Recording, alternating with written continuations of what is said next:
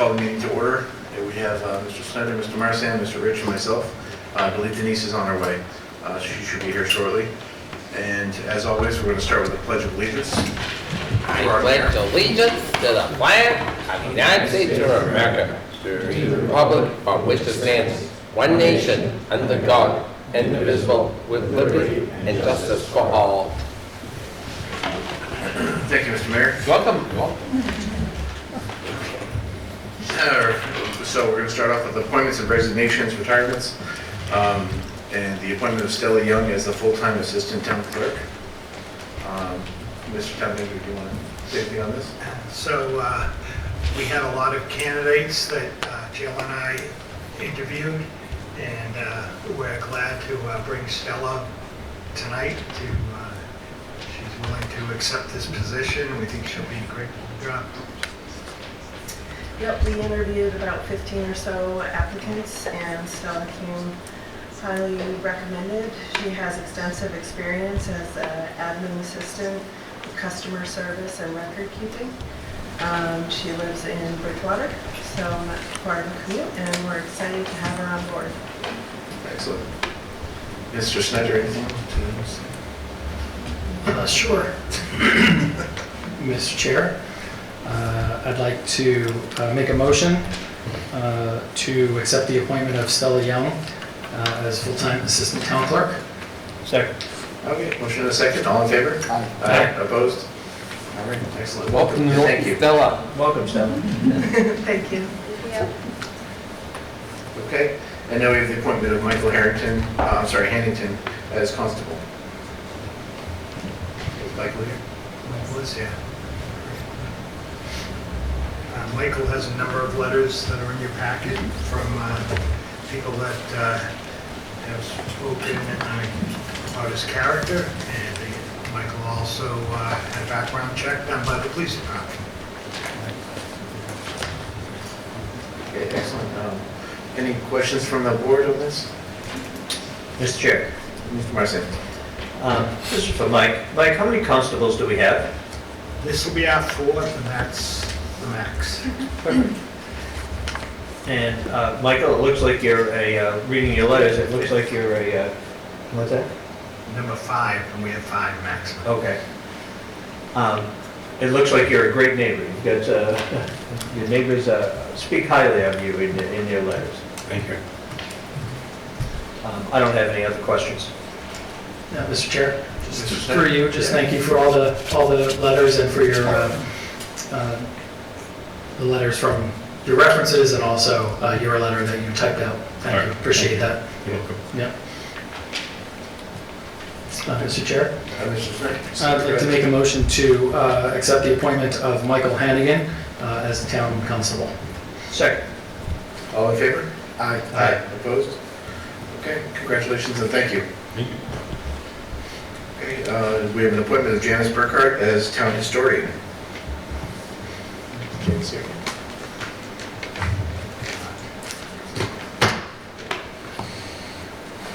Bob, would you like to, Mr. Kimball?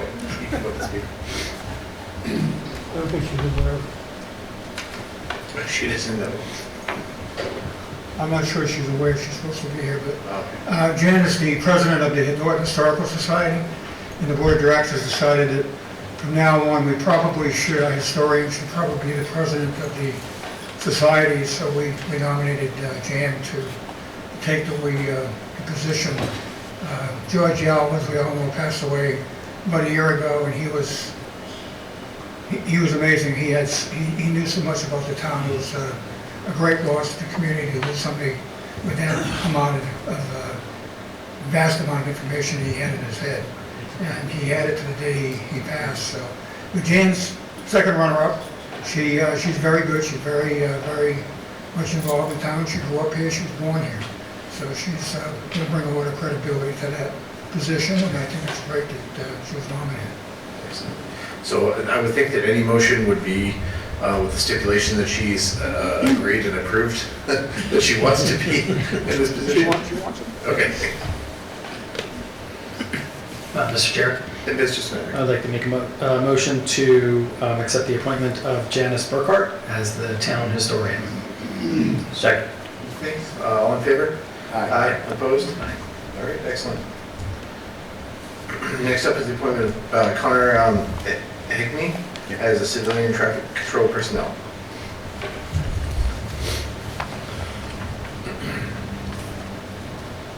Good evening. Mr. Hagney's not here tonight, but it's just an appointment to the Civilian Traffic Control Unit. As you know, we established it a couple of years ago. Mr. Hagney's a Norton resident, is a current student at BCC, and actually has some experience doing this, working for another community. Okay, any questions?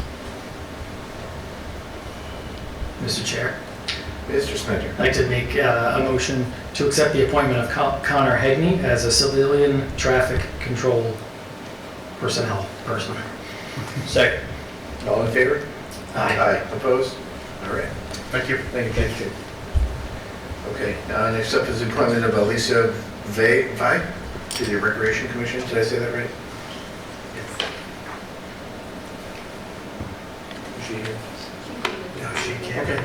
And I just wanted to say that Melissa recommends this appointment, and she currently serves on the town tricentennial committee, or Founders Day committee, and this way it'll be easy. They only have 2 people on there, and they both agreed to become part of the Recreation Commission. Okay, any questions? Mr. Chair, Mr. Snyder. I'd like to make a motion to accept the appointment of Alicia Vi to the Recreation Commission. Second. All in favor? Aye. Opposed? All right, excellent. And now we have the appointment of the part-time recording secretary. I'm going to let Mr. Units pronounce this. I apologize. Lindsay. Lindsay. All right, Lindsay, let me try. Lindsay Dextrauder. Close, Dextrator. Okay, okay. And this position is a part-time recording secretary, so mainly for the finance committee. And if we need anyone to do any meetings at any time, she could do that too, but mainly the finance committee meetings. Okay. Any questions, folks? All right. Mr. Chair, Mr. I'd Snyder. like to make a motion to accept the appointment of Lindsay Dextrator as a part-time recording secretary. Second. All in favor? Aye. Opposed? All right. Excellent. Thank you. Thank you. Excuse me. All right. And finally, we have the resignation of the building commissioner. Mr. Units, would you like to speak to this? Unfortunately, Nick Iafredi is going to be leaving us shortly to take a position in another community. Nick's done a great job in the position and has been very helpful throughout the building projects, and he's just been a great person to work with. I think everyone in the town hall will tell you that, and we are going to miss Nick. I can say my personal experience with Nick started when he first came on with a property I manage professionally with my business. He's been fantastic with that, and then when I came on the select board, he's been nothing but I believe phenomenal in this job. So definitely will be missed. Definitely. Mr. Chair, Mr. Marson. I would just like to thank Nick for your years of service here.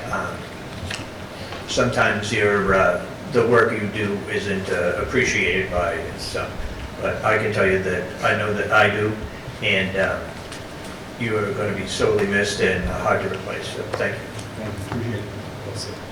So I got a question for Mike. If we don't accept this, does he have to stay? I think that's the rules. I don't know. Nick, thank you very much. You've been phenomenal. Good luck in the community you're going to. Yeah, Mr. Chair, I'll just echo everyone's comments that Nick's been great to work with, so we are going to miss him. Absolutely. Thanks, Nick. All right, anyone else? All right, thank you, Nick. Thank you for everything. Thank you. Okay, next up we have the minutes for January 16th and January 30th. Did everybody get a chance to look these over? Mr. Chair, Mr. Marson? I make a motion that we accept the minutes of January 16th. Okay. Second. All in favor? Aye. Opposed? Okay. Mr. Chair. Mr. Snyder. I hate to go backwards, but I just had a question about the building commissioner resignation for Mike. Sorry about that. So we're gonna obviously post this position because it's an important position. Do we have any thoughts on candidates, internal candidates, anything like that, or is it too soon for all that? We don't have any internal candidates because we don't have a local right now. Mhm. Nick was the local inspector at one point and moved up. So we are hoping people come forward. Okay, thank you. Thanks, Mr. Chair, sorry about that. Go ahead. Mr. Chair, Mr. Marson. I make a motion we accept the minutes of January 30th. Second. All in favor? Aye. Opposed? All right. Next up, we have the review and discuss and vote to approve the special events parade permit for Robin Hood for Kids, the Robin Ride for Kids scheduled for Saturday, May 17th, with a rain date of Sunday, May 18th, 2025, from 8 a.m. to 3 p.m. Mr. Chairman. Mr. Higgins. Mary Ellen Blue is on if she wants to speak about it. Well, this is the 35th ride that Rodman is holding, so it begins in Foxborough and it ends in Foxborough. There's a 25 and a 50-mile bike ride fundraiser, and I believe we just go through the town of Norton. There's no signs or banners, and I know they have the police detail, and it's a great event. We raise a lot of money for all the charities.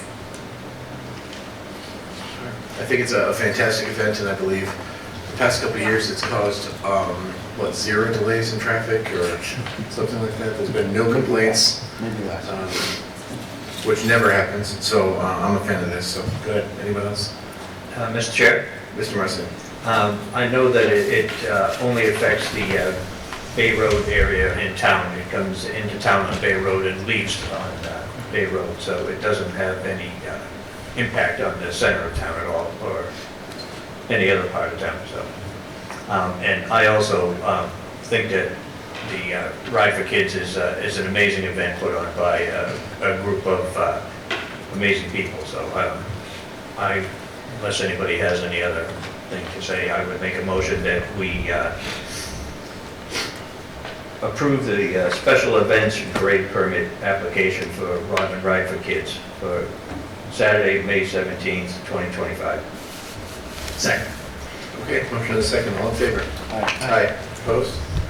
All right, excellent. Thank you so much. Great, okay, thank you. Okay, next we're going to open the public hearing for the application of Turnpike Auto Sales, DBA Furnace Brook Motors, for a Class 2 license to buy, sell, exchange, or assemble secondhand motor vehicles or parts thereof in accordance with the provisions of Chapter 140 and the Mass General laws to be utilized at 50 Pleasant Street, Norton. And who do we have here? My name is Jacob Stone. Jake. How are you today? How are you? You can go ahead and let us know what you're... Yeah, I purchased a property located at 50 Pleasant Street in Norton, and my intent is to put a second used car dealership there. I have one location right now in Easton, right on Route 106, and I found that this property would be great to open up the second location. Currently it was the Oasis. They will no longer be there, and I would hope to put a used car dealership there. And in the future, the near future, hoping the property is larger than what I need it to be, so I'd like to look for other tenants such as urgent cares or something that benefits the community. Any questions from the board here? I do have a question. Hang on a second, I'm looking for a page here. So will you be doing any work on any vehicles there? No, sir. Okay, so you basically just bringing in vehicles, selling them, and Well, we have a mechanic right up the street, electrical motor specialist. He's located at 1076 out in Attleboro, 1076 Pleasant Street in Attleboro, and it's about a 1-minute drive from 50 Pleasant Street. So it'd be very convenient, and he's very thorough. He's a licensed mechanic, currently using him for all of the cars that I sell in Easton. Gotcha. Mr. Chair, Okay. did you close on the property? Yes, I have. You did close, well, congratulations. I appreciate that. And do you have any improvements planned for the property? In the future, yes. Small things like windows, flooring, things like that. And hoping when I do find a second tenant, if I do find a second tenant, that they'd be willing to do some of the improvements as well. Excellent. Any other questions from the board? So, If I could, when you do, if you make your motion to approve, I would, based on the plan that we have and the parking spaces, I would recommend that you set a limit of no more than 73 vehicles on the site.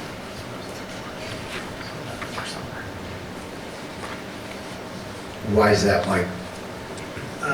So there's a couple handicap spots, 4 handicap spots, and then there's spots in back that should be used for the workers at the site, and that would leave 73 spaces left for used cars. So in the event he does get a tenant, they're gonna need some parking as well. I'm sure you'll accommodate that when that time comes. Of course, yeah. So, Mr. Chair, Mr. Marcian. are you looking to put 100 vehicles for sale on this lot? In the here now today, it would be ideal. But if you get a tenant, you wouldn't be able to? That would be correct. If I'm not mistaken, your current dealership is right up near the dam, right? Yep. That's a tight spot. You said that's a tight spot? It's a tight How spot. many vehicles are there? Because I know that dealership. It's licensed for 27 cars. It's been there forever. How long have you owned it? It's been about 10 years. Yeah. It's a good name as far as I know. We're trying to be. Yeah. That's what we try to be. Yeah. And it should continue that way. Are you familiar with? No, we won't do that. Yes. All right, any further questions on the board? If not, I'll open up to the audience if anybody has any questions on this. No? All right, then I'll look to close the public hearing. Mr. Chair, Mr. Marcian. make a motion, we close the public hearing for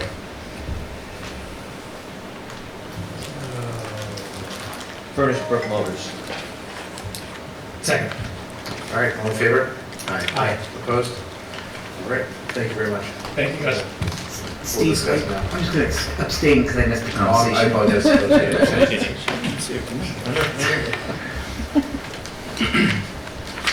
Okay, any discussion or motions? Mr. Chair, Mr. Rich? I guess to Mike, so 73 spaces would be recommended as Nick seen this and Yeah.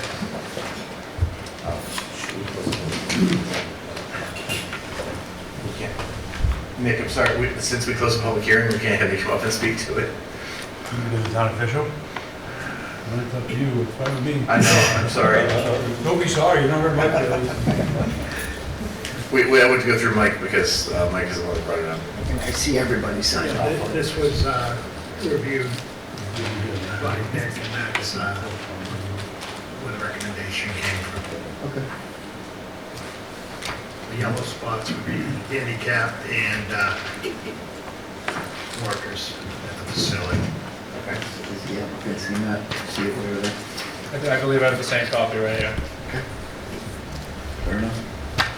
Mr. Chair, Mr. Senick. just through you. So, Mike, this would still be subject to inspection and safety and all that kind of stuff from the building inspector. So it's not like it's 73 spaces in perpetuity if there's an issue.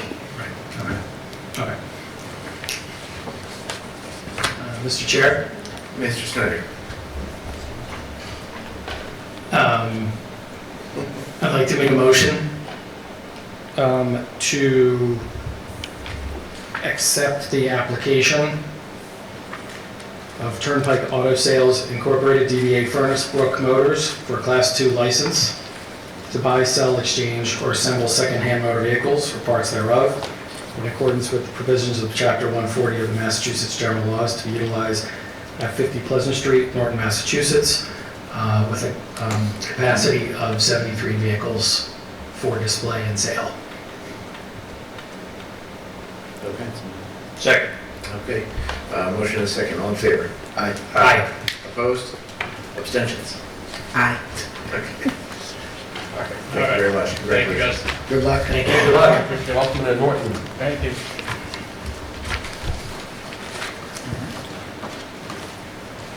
All right. I know it's under new business, but this has been on the agenda and off the agenda 500 times maybe so far.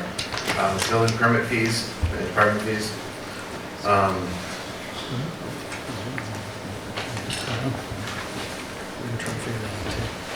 If you look in your packets, it's pretty much a lot of what we've had before. I know we have a resident here that actually brought this to our attention. My position on this last time was that we should start, if we're going to do any changes, we should start slow and kind of do a little bit closer to what Mansfield does. I think it was the, what was it, the roofing, siding, and windows. To remove the flat fee and to just have it as the per thousand fee.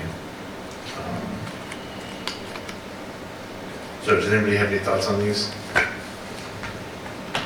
Mr. Chairman?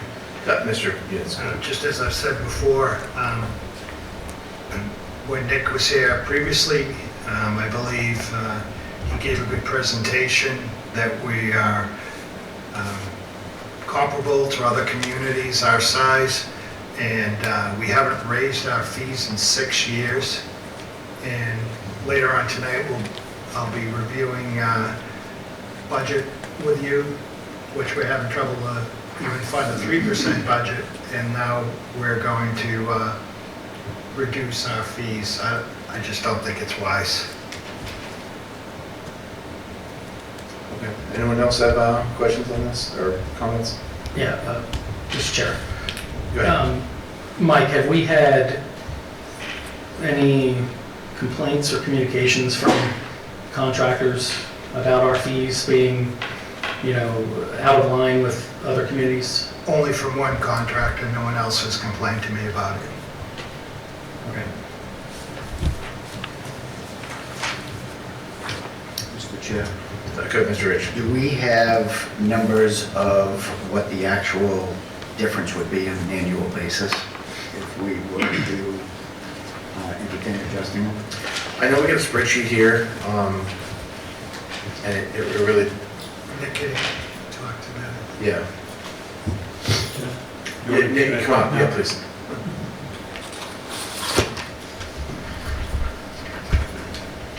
I know this is something we were going back and forth on, and initially you weren't able because of the systems to get an exact number, but now it's been some time. Yeah, so I ran a report. I myself and Kathy in my office ran a quick report. So from July 1st of 2024 through February 25th, I believe that was yesterday or the day before, I pulled a report of all what we call now is a residential short form application. So it's a simple form for roofing, siding, windows, and doors. The total number of permits that we've issued in that time frame were 289 permits. Total fees collected was $67,750. So that fee calculation right now is a per thousand. It's a $50 base fee and then $10 per thousand based off the overall cost of construction of the project, which the contractors are obligated to supply that number as part of the application process. Then we ran some numbers. So if I took 289 permits for those 4 scopes of work and we did it as a flat fee of $50, we would have collected $14,450 for a total difference of $53,300. If we did a flat fee of $75 per application for those 4 scopes, we would have collected $21,675 for a difference of $46,075. And then if you did a flat fee of $100 per application for those four scopes, we would have collected $28,900 for a difference of $38,850. So I was asked to do this. I told you in the last meeting and every other meeting we've talked about this before. My opinion makes no difference here because it's of no gain or loss to my professional job in this town based off what the permit fees are. My job and my weekly paycheck is my weekly paycheck, whether we bring in $5 in the permitting department or we bring in $5 million. So personally, it's really not up to me. And again, we've gone back and forth for I think 12 plus months on this. Easily, yeah. I think like Mike said, there's two ways to look at this. It's been 6 years since this board, obviously made up of other people at that time, but since this board with, we'll call it the suggestion of the building commissioner at the time, voted to create the fee schedule the way it was. And I said before, every 3 to 4 years, we're asked to review our fees to make sure that we align with other communities as a whole. We found no need to do that due to the climate, for lack of a better term, with the pandemic and everything else. And when we did do that, we kind of aligned. I think Lucas had ran his own report. I took his and then elaborated on it, and I think I ran about 22 towns, abutting towns, and some that were comparable and others that he had in his report. And based off of my calculations, out of 22 towns, we landed number 11. So, for what it's worth, I guess now that my resignation is given, my opinion, to be honest with you, is you should want to land right in the middle. You don't want to be the most expensive, but at the same time, it's up to you if you want to be the cheapest. That's not up to me. As the board, you can make that decision. But these numbers, based off of the most recent discussion of what permit fees we should really be taking a look at, which are those for windows, roofing, siding, and doors, you can see kind of a rough estimate as to where you'll be with what you'll gain if you leave it the way it is and what you lose if you change to a flat fee. So, again, those numbers are all for residential, not commercial, right? So- Just residential, Because I know I didn't before pull there was- anything for commercial. Okay, so what you're saying is, if you're just going on just the base fee, it would have been 14,000 rather than 67, is what you said? If we did a flat fee, so right now we do a base fee, so your minimum permit fee is $50, right? Then, if your permit is under 1,000, if your cost of construction is under $1,000, your minimum fee is $50. So anything over 1,000, we add $10 per 1,000 after that, essentially. So if you did just a flat fee of $50 and charge no more, no matter what the cost of the project was, it's $50 to do roofing, siding, windows, or doors, you would have collected $14,450. Okay. So the percentage above, it was $10 per thousand for those rates? Yes. So that would end up being 53,000. So if we got rid, and my contention would be to get rid of that base fee, unless it's under 1,000, and just have a flat fee of $10, whatever it is. We'd still be bringing in 53,000 rather than 67. So it's only really a shortfall of 14,000 if we got rid of the base fees, just for those. So that's my recommendation, but, again, I'll open it up to anybody who wants to discuss that too. Explain that again, because I'm seeing that differently. Okay, so Nick had said that if you're just doing the base fee, you're taking in 14,000. Yep. But with the base fee plus the per thousand, you're taking in 67,000. So that says that the base fee is $14,000. So we get rid of the base fee, and you're still taking $53,000 in. And that to me is reasonable. I think it's reasonable. Well, I guess I'd have to do the math. I'm a little confused by that, because what I'm looking, I Well, guess. you had said that the base fee, if we were just going by the base fees, it's $14,000. Yeah, but, so not to interrupt you, so Yeah. basically if you took 289 permits. Currently, the number is 67,750, right? You're, I'd have to sit down and do So- that. I gotta- so if we just get rid of Again, the- ultimately, it's up to you guys, Yeah. so this is just the numbers. I'm going by your numbers. If you said the base fees were $14,000, if we just get base fees alone, Yeah. it's 14 grand. Then I would say, let's get rid of the base fees and just stick to the per thousand.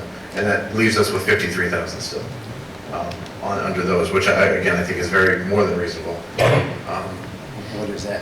What is But that? I would also say that there would be a minimum if there's, like Nick had said, if there's anything under 1,000, there should be a minimum of at least $10, but, Through your chair. go ahead, I'm sorry. Just my opinion is, I think middle of the pack is where we want to be. So I'm comfortable with keeping things the way they are. And I think the data that we've seen shows that we might be a little bit higher in some areas, a little bit lower in some areas, but overall we're middle of the pack amongst the area towns. Mr. Chair? Okay, Mr. Snack. Yeah, I'm more leaning towards just leaving them the way they are for the reasons that Denise mentioned. Also, considering what Mike said about the budget, every dollar counts. And the other concern I have is that this 14,000, let's say we just got rid of the base fee. So that $14,450 is money that the town would be giving up. And I'm not convinced that that money would be going to the homeowners to save them $14,450 because the contractor can still charge what he's going to charge for the job and pocket that $14,450. So to me, what you're really doing is just taking money from the town and giving it to the contractors.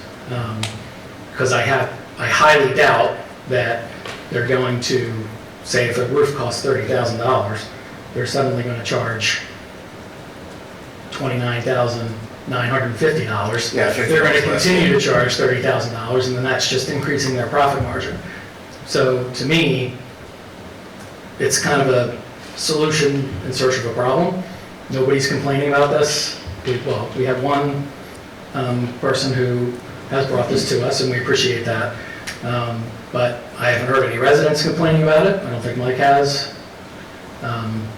So I would just as soon leave the fees as is. All right, anyone else? Anyone in the audience? I think Lucas was first, and then Yeah, I'd like to, Mr. Kimball. I'd like to ask some questions. Yeah, come on up to that.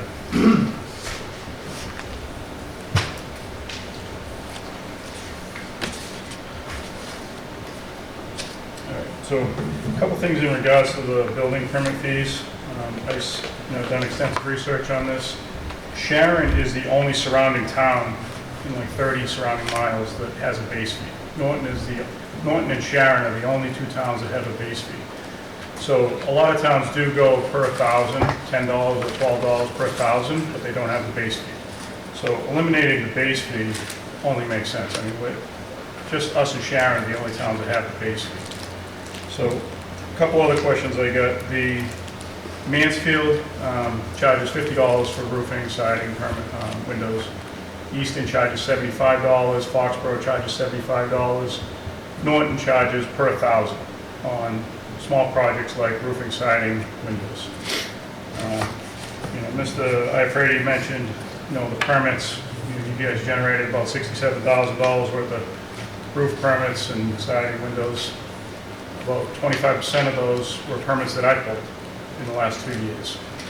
So, I'm aware of how much money the town's generating on those fees. And I'd also like to mention that the state of Massachusetts, the laws, the building department is not supposed to profit, the town is not supposed to profit off the fees. The fees are supposed to cover the expenses for the department. And clearly, the town is profiting off the fees, as you guys are speaking about it right now. You made $67,000 off of roofing, siding, and window permits. I've done probably 100 roofs in the last couple of years in town, and I've never seen the building inspector inspect them. I know that under Carmichael, he liked to close them out, but Carmichael's also the one that raised the permit fees to begin with.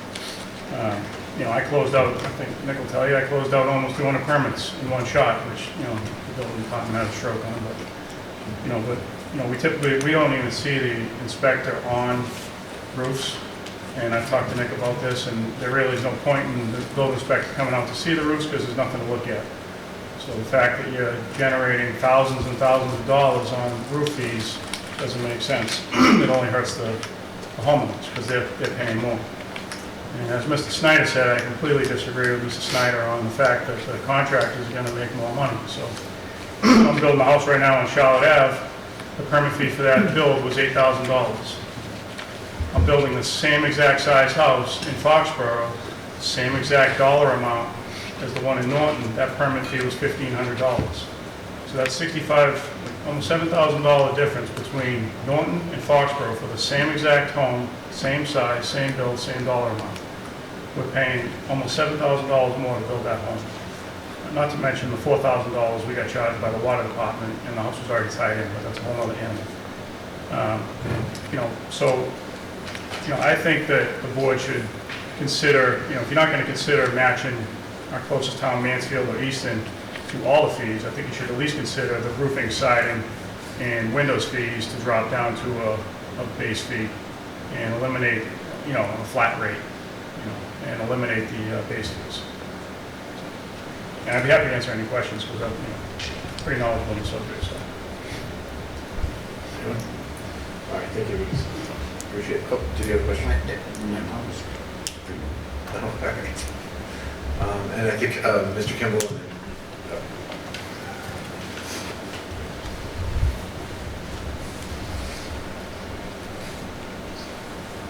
So I'm one of the people who was involved in the 6 years ago increasing these rates to where they are today. No different today than when back then. We did a comparison. We forget what other towns are doing. So that was the logical way to approach it. And there are costs of running a department. No matter how you look at it, if you don't look at the expenses, at least look at the cost of personnel it takes to run that department. No different than any other fee that we charge, if you think about it. We have people who come to our town and use our restaurants. They pay a tax on that. They come in and they do, if you happen to have a roof put on or have to have something done on your property, it's an isolated incident. It's not like we're all paying for it. The person who's actually doing it is the one that has to pay for it. And I just had a roof and some stuff done in my house a few years ago, and yeah, I had to pay for it. Anytime we talk about these, we always talk about being compatible with surrounding towns. I don't particularly care anymore what other towns are doing. I think we need to do what's best for us. And in the climate we're in now financially, it just makes sense to not go backwards. I'd be more inclined to go the other way if it was possible. It sounds like we're in a pretty good location at number 11. We probably should leave it alone, but just my own personal opinion. But back then, 6 years ago, we did look at all this. We did the comparison, and we felt that we were pretty much in the right avenue, right about where we should be. Thank you, Mr. Kimball. All right, anyone else have anything to add? Oh, she said no. Question, Steve, Mr. Chair. The elimination of the base fee to bring in line with the rest of the surrounding communities. With that being said, the amount per thousand valuation seems to be the lowest of everywhere around. Is there some mitigation there if we were to raise that amount, which would be the only other town that's $10 is Middleborough. And I do agree with Mr. Kimball as far as, it's not really, it doesn't make a difference really what other towns do. You gotta worry about our town. But, to keep it in line, with what's reasonable, because I do believe, and I do know when I used to do work years ago as a contractor for homeowners, the residents, the homeowner would write the check directly to the town. And so it depends on the contractor, but there definitely are contractors that do that. They have the homeowner write the check for those fees and whatnot, and they aren't backed into the actual price for the job. So I know there is that component to it. But is that a possible, mitigation effort with, if we eliminate that base fee itself, but bring up the price, dollar amount per thousand valuation? Yeah, personally, I'm open to whatever. My initial thought when we first brought this up like over a year ago was, we should revamp this whole thing. And then we kind of whittled it down, and my last take on it was, let's do these 4 key areas here: the windows, roof and siding, and doors. Bring them down, lower the base fee, and see how that works out for the next year. It's not going to impact the budget dramatically. I don't think at all. But I'm open to raising the per thousand. I think the closest one right now is Titan in Middleborough. Titan's 9, Middleborough's 10. Attleboro has no base fee. Raynham has no base fee. No, it's only Norton and Sharon with the base fee. Yeah. So I'd be open to removing the base fee and having it 11 per thousand or 12 per thousand. That's again, that's up to how you guys want to proceed. I'd say this isn't all the surrounding towns either, right? It's a handful. Oh, gotcha. Yeah, we've been given these a couple dozen times. Yeah, no, I know. I'm just sorry.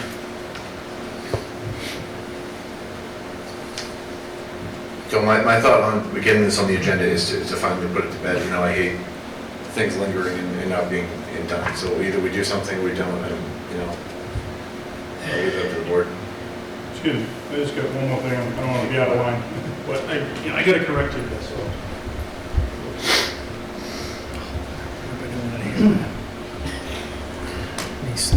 So what Mr. Richards said was the towns, you raise the per thousand. So right now we're at $12 per thousand on new construction additions. Accessory garages is $10 per thousand. That falls in line. I think there's a couple towns, like Alex said, that are $9 per thousand.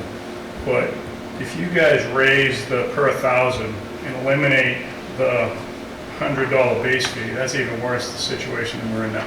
Just say I do a $20,000 roof, and you guys raise $2 per thousand on the base fee. You just raise that $200 permit. That's $200.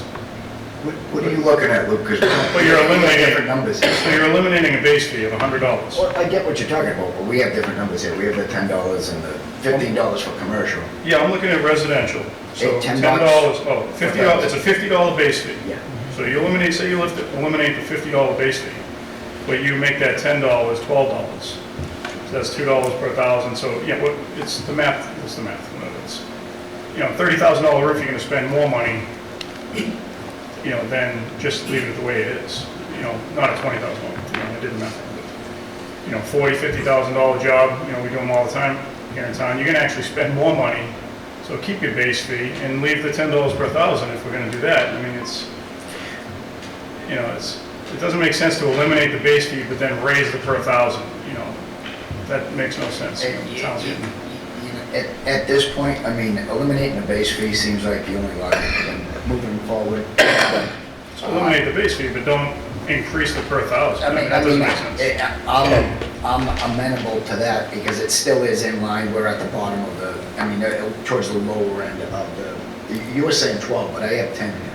It is, it's 10, but new construction is 12. But, that's in line with, surrounding towns, but like I said, the closest towns, Mansfield, Foxborough, these surrounding towns are doing a flat rate fee for roofs. And again, just to be clear, this is just for residential and not commercial. So it's only strictly residential. But if you guys eliminate the base fee and then you increase the per thousand, maybe on a $10,000 job, it's a $30 difference. $50,000 job, the town makes more money than just leaving it the way it is. It makes no sense. All right. Thank you, Lucas. Mr. Chair? Mr. Snyder. Yeah, just want to make a comment further to what Mr. Kimball said. The town's not making a profit off of this. I would suspect that it costs more money to hire someone, pay benefits, pay for gas and trucks, equipment, that would cost more than $67,750. So if we presume that we're not profiting off of this, which I don't think we are, we're costing the town $14,450, which is fine. Not to interrupt, but the $67,000 is strictly for the roof siding and windows, roof siding, and doors for residential. That's not including all the other permit fees and everything else like that. And, from what Mr. Ray said, none of these are even inspected anyways. So that's not really. Okay, I mean, I don't want to get into a back and forth about, we don't have numbers in front of us to look at. So I'm making an assumption that we're not profiting off of it. Mr. Snyder, if you don't mind, sorry, I don't want to be avoiding your answer. No, that's fine. Let me just, you finish your thought. Yeah, so we can hear comments about that, but my point being, if we are deciding to take $14,450 out of the budget, just thinking back to previous budget discussions that we've had, that could be the difference between getting the library certified or, whatever other small expenses may seem small in the grand scheme of a large budget, of our budget, but those are still things that the town would like to fund. I know it doesn't seem like a lot of money in the grand scheme, but with the budget as tight as it is, we've had to make tough decisions around $10,000 or $15,000. So, I guess what I'm saying is that when budget time comes around and we're looking for $15,000 to fund something, we might not have it. I understand your point, and I do agree with you to a point. But also we're going to have a special town meeting coming up, and that's going to cost some money too. So those are things that that happen. Mr. Rick. So lastly, I just want to say that the state law, it does say pretty clearly that the towns are not supposed to profit off the permit fees. The fees are supposed to be to cover the expenses of that department. I think Norton brought in, Nick can confirm, I think Norton brought in close to $1 million in permit fees, and pretty sure, we're not paying Mr. Ifredi and Kathy, and some gas and trucks, $1 million. I'm sure the expenses are $1 million in that department. So since, since these fees have been risen in the last 5 years, the town's taken in significantly more funds for these permits. So you're not supposed to be profiting. And to be honest with you, this doesn't affect me. And I've made that clear. It doesn't affect the contractors. It affects the homeowners. It affects the 80-year-old lady on West Main Street that still owes me money. Her permit fee was $700 to side her house and throw some windows in. So, it affects her. It doesn't affect me. It doesn't affect this contract. And we're not going to profit off this, Mr. Snyder. So, for me personally, I would adjust my quotes.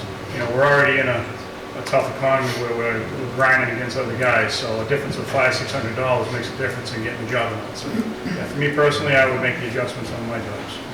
Thank you. Thanks, Lucas. Bridget Carr, Oak Street. My question is for the town manager. I think a couple weeks ago or 2 meetings ago, you mentioned that the special town meeting would have no additional cost to the town. I was wondering if you could confirm that or alter. There will be no cost to the town. Okay, great. And also, I don't really believe that we would be making a profit off of anything personally based on what I've seen from literally any town meeting. Thank you. Okay, anything else? Through you, Chair. Go ahead. Just as an alternative suggestion, some of the towns in here had no base fee, but they had a minimum fee of $50. So if you did the $10 per thousand, and then at least had a minimum of $50, it may recapture some of that loss. That's a good suggestion. Is that a motion? No. All right, do we have a motion? We don't have, what would I can make one.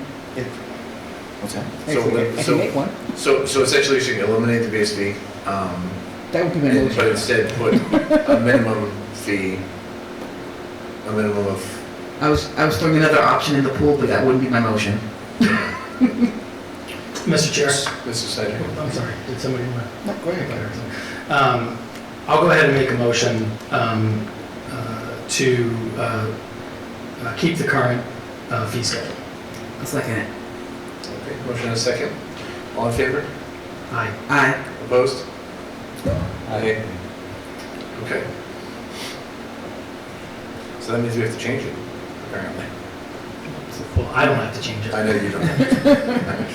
So, Mr. Chair, Mr. Rich. I make a motion to the adjusted residential rate schedule to eliminate for the windows, roofing, siding, and doors, to eliminate the base fee, but have a minimum fee of $50. Okay, is there a second? Second. Okay. All in favor? Aye. Opposed? Aye. Abstentions? All right. That passes. Did you get all that? Yeah. All right, thank you. All right, and this is finally off of our agenda now. So, thank you all. Next up, we have the HERO Act. I don't think we're going to vote on this tonight because there's a few procedures that have to happen first before this passes, but I wanted to make sure you guys got some information on this, so I had it put in the packet.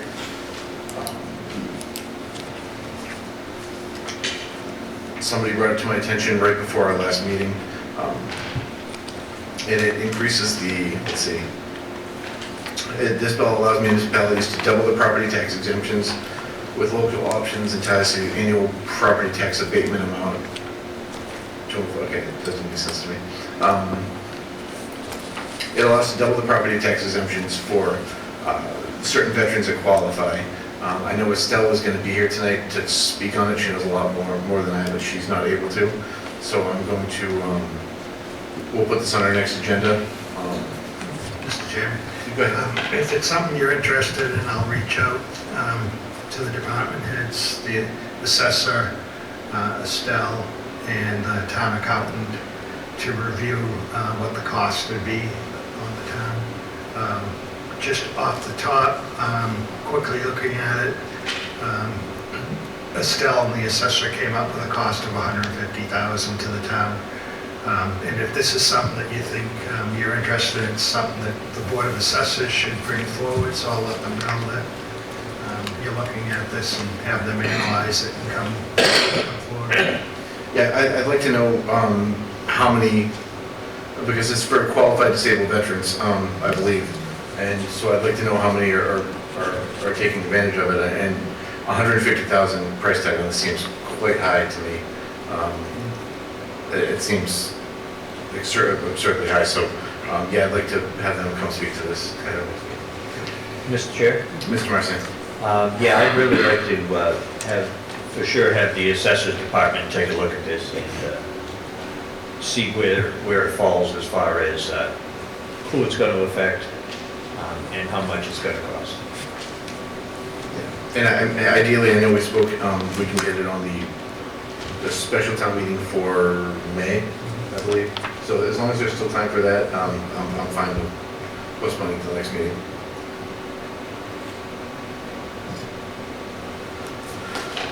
All right. We have a long one next. Discussion or vote on special town meeting articles. Okay. So we have two articles that have been submitted. And Article 1 is Elm Street improvements, water and wastewater, engineering services and construction. And Article 2 is a water tank aeration system.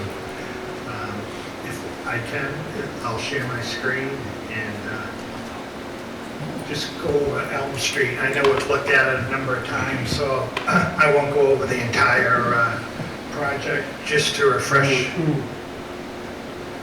Let's go through it all. So, as you know, the project is 4,800 linear feet of 8-inch gravity sewer that would run down Elm Street and Miller Terrace. Approximately 50 properties are along there.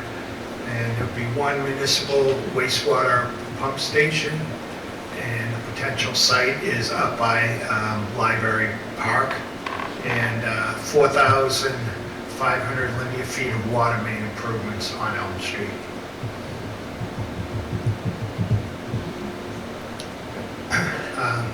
So some of the considerations, obviously, it'd be one benefit of this project, obviously, would be an improvement to take down an unsafe building at 47 Elm Street and develop that property. It's a priority economic target area. Existing infrastructure on that street right now limits any development at that site. We did receive $3.5 million in grant money, as you know, and if it'll never be more cost effective to have that site cleaned up and developed, whether it's this developer or another developer, unless sewer goes down that street, that property's never getting touched. And the impacts to the local residents, obviously, you have to look at, there's a public bid process, and we'll go over later on what the bids came in at. The $3.5 million that we received in grant money, and residents that tie into the sewer, well, they'll have a betterment, as we've talked about previously, and when they tie into the sewer, they'd have to hire a contractor to tie them in, but there'd be no sewer tie-in fee.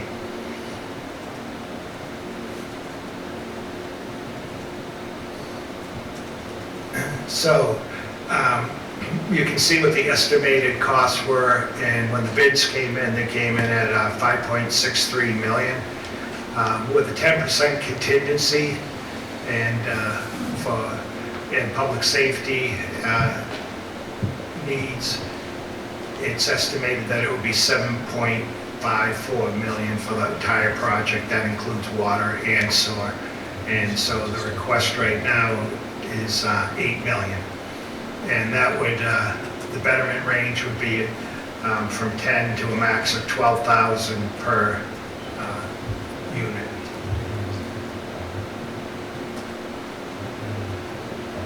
And I know at one point you did ask about if there was just a force main of 47 Elm Street. So we still would be digging up the entire street to put the water main down, and later on this would be a force main, so it would just go to 47 Elm Street, so any of the properties along there would not be able to tie into sewer if their septic systems failed. And the cost savings there mainly would be to the developer, because their betterment would be reduced by that.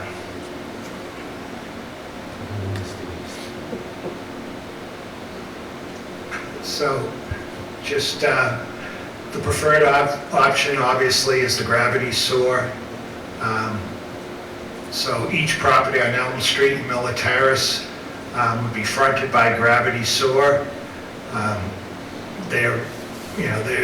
If the people along the way are going to be selling their houses at any point, it obviously is a plus. And the cost, they'll have to pay a betterment fee over 20 years, or when they sell the property, it would get paid off. And right now, the bylaw of the town is that there's a 7-year requirement to tie in. Construction, the entire length of the road is dug up for gravity sewer and water improvements. The alternate, the force main only, there'd be no gravity sewer and no connections other than 47 Elm Street. Would have no impact on property values. Later on, people, if their systems fail, they'll have to pay to replace their septic system in the future. And the entire length of the road is dug up for a force main and the water improvements.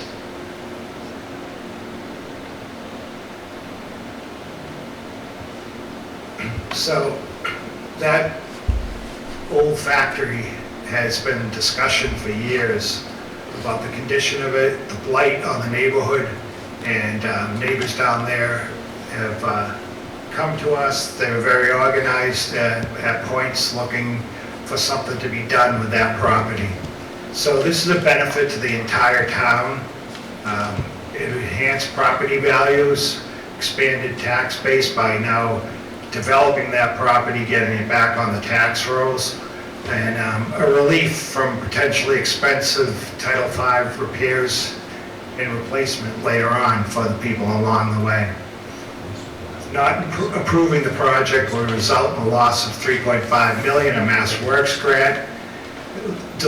Delay will increase the short and long-term costs, and it's unlikely we'll ever see the $3.5 million grant again.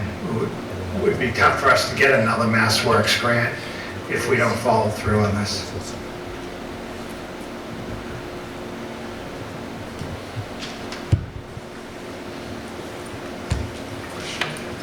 Questions, anyone? Mike, the cost of the town and the two options, if I remember correctly, was about $8.5 million for the full boat and $6.5 million for the force main. Is that correct? The cost of the project would be what did we say on the slide? 8 million for the project to do the whole thing. And if it was just the force main, it would be 6 million. So the 6 million would be reduced by the 3.5. So about 2.5 to the taxpayers. And then we have the water main project that isn't reduced. Yeah. The betterment would only be on that one property, and the betterment will be lower because the cost of the project would be lower. And the developer is here, if you want to have him come up. Yeah, correct. Roger, I thought you had something you were going to say, no? So, Mike, has anything changed as far as negotiations with the developer or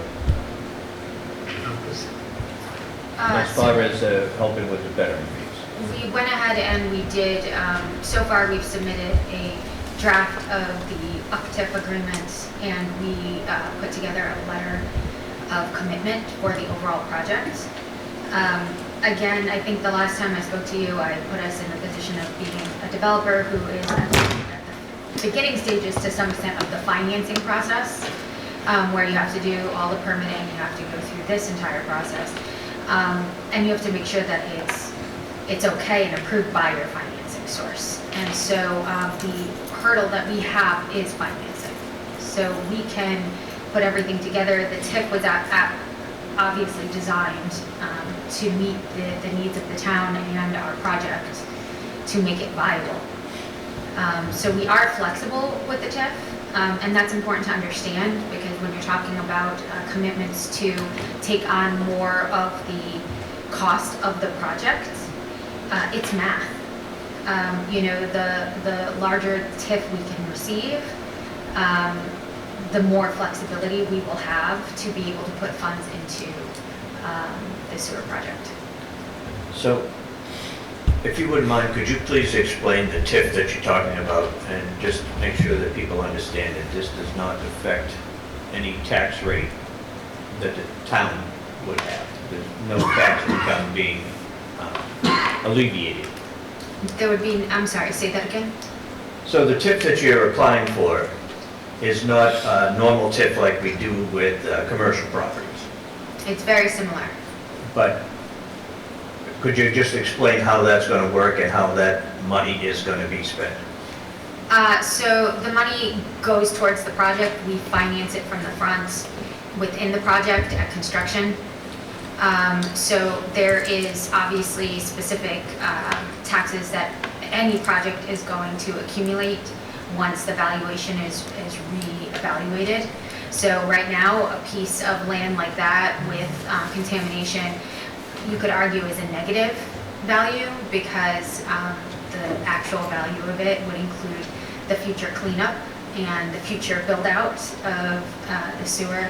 And so it's actually worth less than $0. Once we put the project together and we do the construction, then obviously there's a new valuation on the property because it's a 150-unit development project.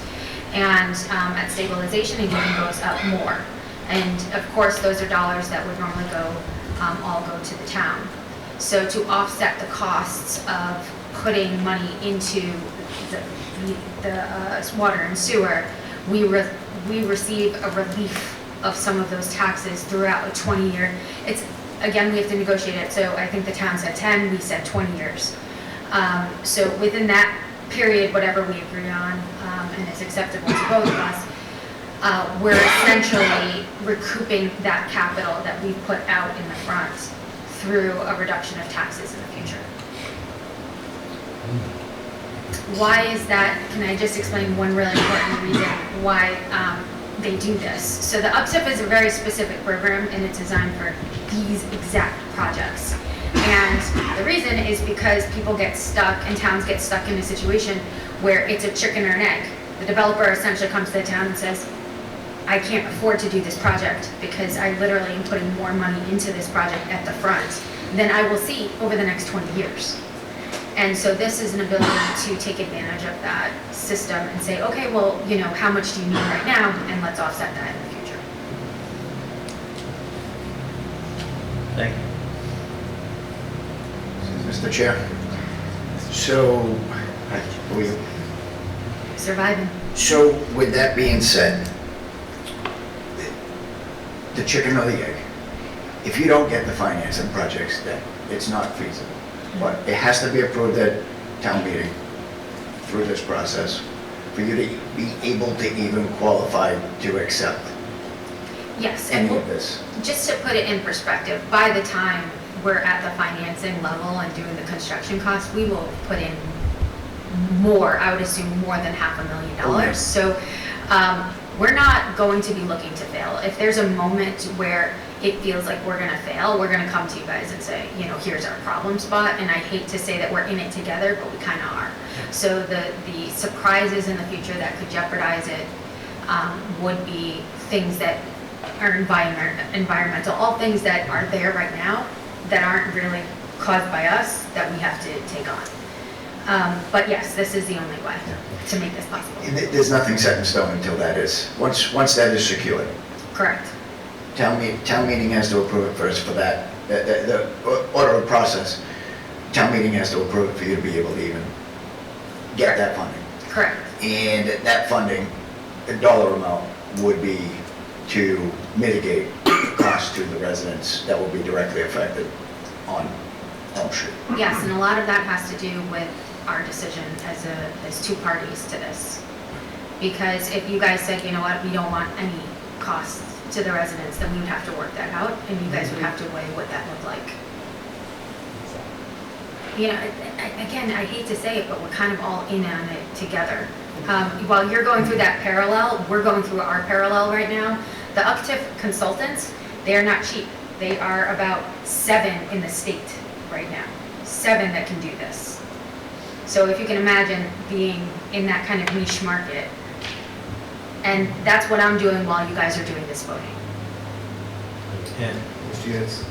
Yeah, and I just want to say that on that property, when the property does sell, the base taxes owed are $152,986, and interest and penalties are $233,985. So a substantial amount of money when that property sells will come to the town, almost $400,000. So another point of note, the developer, so when the developer, Marco builds it, let's look forward, fast forward. It's built, sustainable, he holds it for the term that he has to for the tax benefits 10 years from now. That UPTIF is still in play, let's say it's a 20-year UPTIF. Mm-hmm. Is there a clause where that balance of the UPTIF be paid back? Brought back to you guys? I doubt it.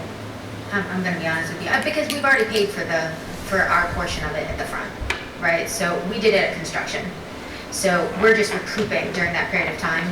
So when we're going to sell it, they're gonna be like, hey, this cost you a lot more. Our cost in the overall project will be higher. So when we go to sell it, we're gonna wanna make sure that we're passing any benefit of that property to that new owner, right? Well, I was looking at it from the eyes of the town. Okay. We're passing it to the town. That's- Yeah, oh, I see. You know, and the residents on the street. Yeah. You know, that, you know, as you know, from the get-go, that was my main concern, to mitigate the direct effect to the residents on that street. Yeah. You know, there's two ways to look at it. This project's forcing their hand to spend money, you know, in a betterment and whatnot. So mitigating that betterment, that expense up front, even though, you know, this is how you do infrastructure. This is how you update structure in all municipalities. It's how it's done. But how do we, you know, mitigate that effect to the residents that are directly going to feel it, you know, immediately? I think if I could do it my way, you know, and I had a gavel and could just decide, I would probably do the front as debt, any cost to the town as debt, cut a deal with us to service that debt until we paid it off. And then we paid off, and we would receive that repayment of that amount over the next 20 years. But that's how I would do it. That's interesting. That's a very good angle and a good take. We're both gonna do well if we do it right. So it's unfortunately contracts, and unfortunately we're in a position where there's a lot of Timing. I got until June. I think I mentioned this. I have the middle of June. Yeah, you mentioned last. Yeah, that's Exactly, yeah. And we're up against it with that MassWorks grant as well. So, you know, from, you know, how I see it is, like you originally stated, it's the chicken and the egg. We have to formally, you know, the town has to, you know, vote for this, approve it at town meeting. And then, and only then, you're able to do that finance component of it, which, Yeah. you know, it is what it is, you know. So these details leading up to it, they have to be dialed in. one thing that I think is really important to understand is what we specialize in is taking projects that can't be done yet to the average developer. So that's what we specialize in. There's not many people like us. And when we do that, we do things like write letters of support for specific grants, which helps towns get that $3.5 million. So if that goes away, you're gonna need to find somebody in the future who's willing to do that and put that cost in. And it's really about reading through everything. Because if you looked at it from a developer, there was no way any normal developer would have taken this on.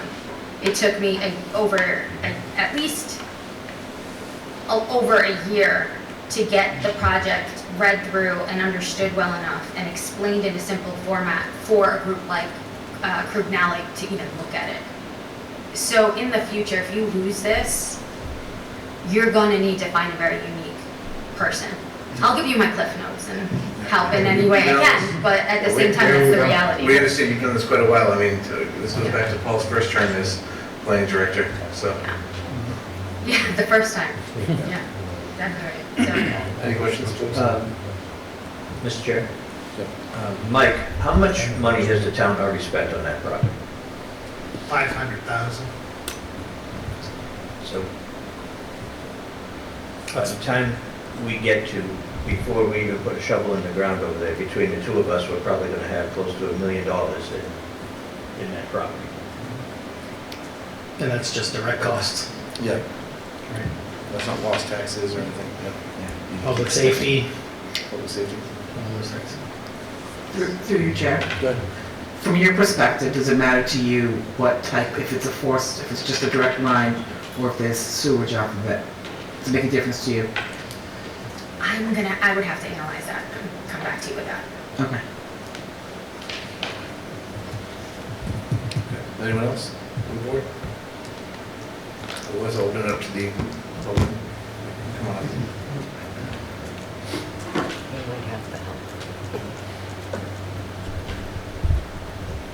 Hi, Debbie Winston, Elm Street. I need a little clarification. This went to town meeting last time, and am I correct that it was decided that it would not be forced upon all of Elm Street residents, and that we had just decided if we went forward, it would just be the 47 Elm Street? I'll start there. That's not what happened at the town meeting. 'Cause Um, I don't even think, Everything was tabled at town meeting. Yeah, this didn't come up in town meeting. yeah, it was tabled that we were trying to lower the betterment cost for it. I know that was my contention as well as everybody else, to lower the betterment cost as much as possible. Well, here's my concern, and it's related to the planning board as well, when they're trying to pick the MBTA overlay for those Tweed people. It would force them also to go on sewer. It is very disheartening and upsetting that the town would expect a small percentage of the citizens to help rectify such a huge issue. So, I beseech every one of you not to put this burden on all of Elm Street residents. And I ask the residents not to do it. They wouldn't want to be forced to do it themselves, so the Tweed residents, people shouldn't be forced, and neither should Elm Street. This is a horrific situation that the residents didn't cause. Where were our leaders monitoring the contamination?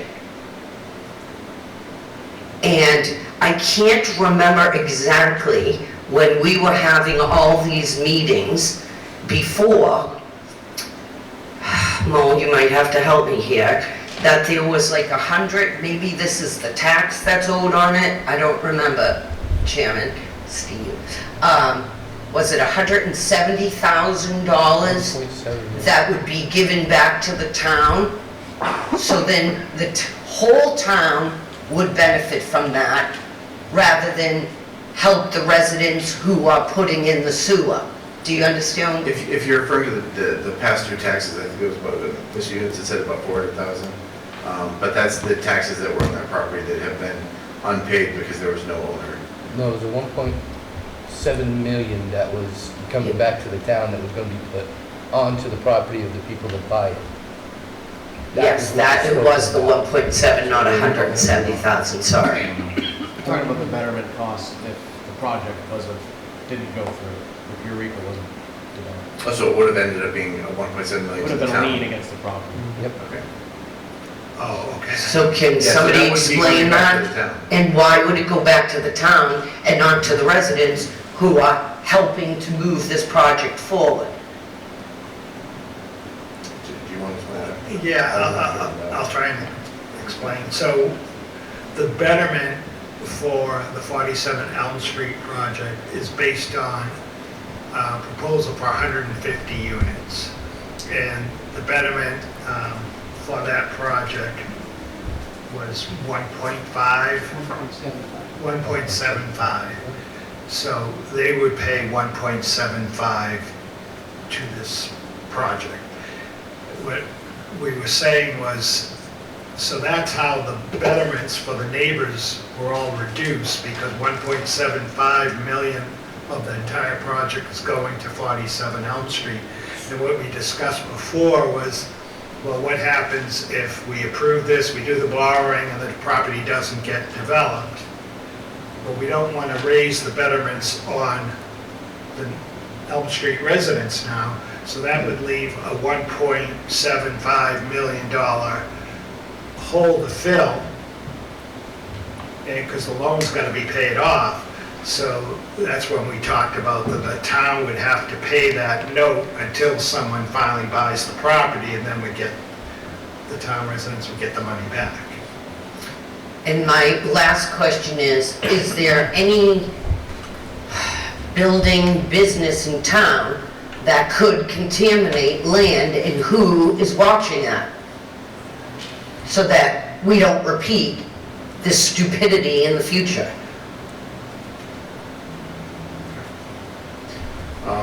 To help some clarification on the betterments, right now, it looks like, 10 to 12,000 per unit for the homeowners. But the project itself, that 47 Elm would pay 1.7, is that right? So they're paying 1.7, and every unit would pay 10 to 12. And again, my contention from the beginning was to lower that 10 to 12 down to as low as possible, which is what we're working on with the TIF.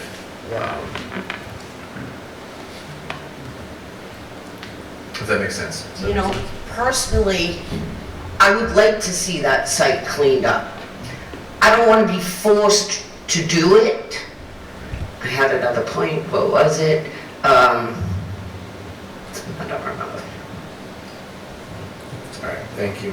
And if folks recall, I mean, when this was done, I wasn't on the select board back then, but when it was on West Main Street, that sewer development, every single property got a betterment fee too, and it was quite a bit more. 16,000 per unit. 16,000, yeah. So that's where we're at now, and in my, my vote at town meeting could be different than it is tonight, depending on how much they can come up and say, we're gonna reduce these betterments to, however it is. I don't think you have a number yet, right? So, yeah. It's completely connected to the TIF. Yeah, So we have to negotiate that. okay. And how is this going to be done before town meeting? Good question. Come on up. I think you were first. Do you mind? Yeah, go ahead. Julie Colstring, 6 Miller Terrace. The question that I have is the betterment fee is going in for Elm Street and Miller Terrace, but when I resell my home, when my septic tank fails or what have you, I also then have to tell the home buyer that my water has not been rectified because there's no water piping coming onto my street and I still only have 1-inch piping coming into my street and brown water that's requiring my filtering system to be changed every 2 months unless you guys do a project anywhere in town, in which case then I have to fix it right away because then I have brown water. So the betterment fee isn't helping with my resale at all due to the contamination of the water pipe that will not be fixed. So can you guys change the wording on the project so that it specifies that the houses on Miller Terrace are not benefiting from the water pipe? Thank you.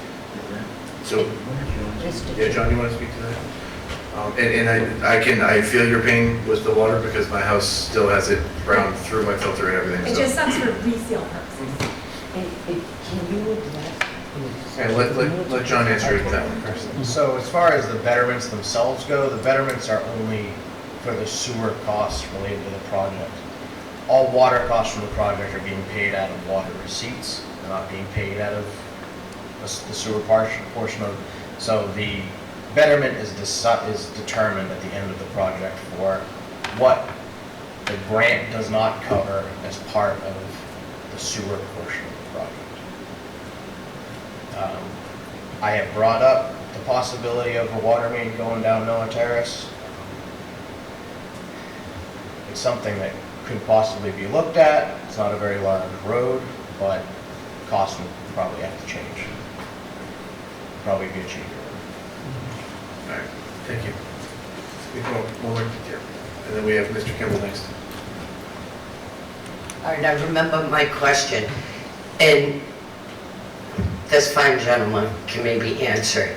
The other egregious piece of this is once you do hook up with the sewer, your water rates triple. So my question is, why do we have enough funds? Because our rates on the water are exorbitant compared to other towns. Why can't we use some of that fund to do what you want? I understand we want to improve our infrastructure, so that's what I mean when I say I would like to see it done, but done in a fiscally fair and reasonable manner. So could he address, or somebody address, why can't we use some of the, where is all that money going, that the water rates? So I can answer that, and then I'll let John back me up if I'm wrong. I believe a good portion is coming from the water sewer receipts. What was it? Do we have the total of it? Water main? Yeah. That's right, John. Yeah. Like how much was raised last year for that? Well, a lot of the water sewer receipts are being put to this project, so there's, I think it's 70%. 70%? Yeah, so the water sewer bills usually, if you add sewer to a property, your water bill usually doubles because you're paying your sewer bill based on your water usage. So it's usually about double the bill because you're paying for water and you're paying for sewer disposal.